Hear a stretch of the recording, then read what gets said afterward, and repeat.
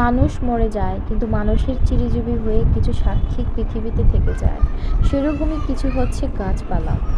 এই গাছটা হচ্ছে অনেক বছর পুরনো, সেই যুদ্ধেরও আগে লাগানো আমার দাদা শ্বশুরের হাতে এই গাছটা। এই যে পড়ছে এই গাছটা অনেক বয়স হয়ে গেছে, তো এখন ফলগুলো ছোট ছোট হয়ে তাড়াতাড়ি গেছে, আসো। কিন্তু অনেক মিষ্টি, অনেক মজা এই গাছের আমগুলো। তো এই যে সারাদিন নিয়ে যাও, এটা নিয়ে এই যাও, এটাই গাছে নাও। আম পড়তে থাকে। আমার মেয়ে কখন পড়বে, কখন সে পোড়াবে সেটা নিয়ে অনেক আগ্রহ। তো আমিও আমার মেয়ের সাথে আম কুড়িয়েছি অনেকগুলা। তো ওর সাথে সে আম কুড়াতে কুড়াতে নিজের অজান্তেই কখন জানি সেই নিজের ছেলেবেলায় চলে গিয়েছিলাম। আনায়া কি খাচ্ছ? তো আমরা যখন ছোট কেমন ছিলাম কেমন সবাই আম খাইতে কি দলবদ্ধ মজা? হয়ে একসাথে মিষ্টি? ঝোড়ের মধ্যে আম দেখাও তো কুড়াতে কিরকম যেতাম আর মিষ্টি। হাড্ডাহাড্ডি লড়াই করতাম কে কার থেকে বেশি আম কুড়াতে পারে। হাত দিয়ে দেখাও।